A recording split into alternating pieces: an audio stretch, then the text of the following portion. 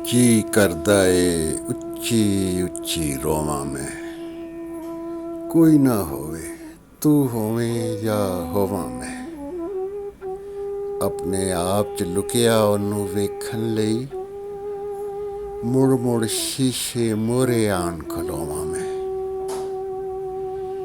ਲੋਕੀ ਮੈਨੂੰ ਅੱਧੀ ਪਾਗਲ ਕਹਿੰਦੇ ਨੇ,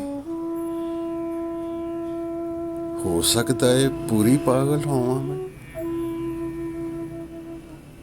ਮੈਨੂੰ ਕੋਲ ਬਿਠਾ ਕੇ ਮੈਨੂੰ ਲੱਭਿਆ ਕਰ, ਤੇਰੇ ਹੁੰਦਿਆਂ ਹੋਇਆਂ ਕਿਵੇਂ ਹੋਵਾਂ ਮੈਂ। ਕਦ ਤੱਕ ਜਾਗਾਂ ਅੱਖਾਂ ਮੀਟ ਕੇ ਦੁਨੀਆ ਵਿੱਚ, ਕਦ ਤੱਕ ਬੁਸ਼ਰਾ ਅੱਖਾਂ ਖੋਲ ਕੇ ਸੌਵਾਂ।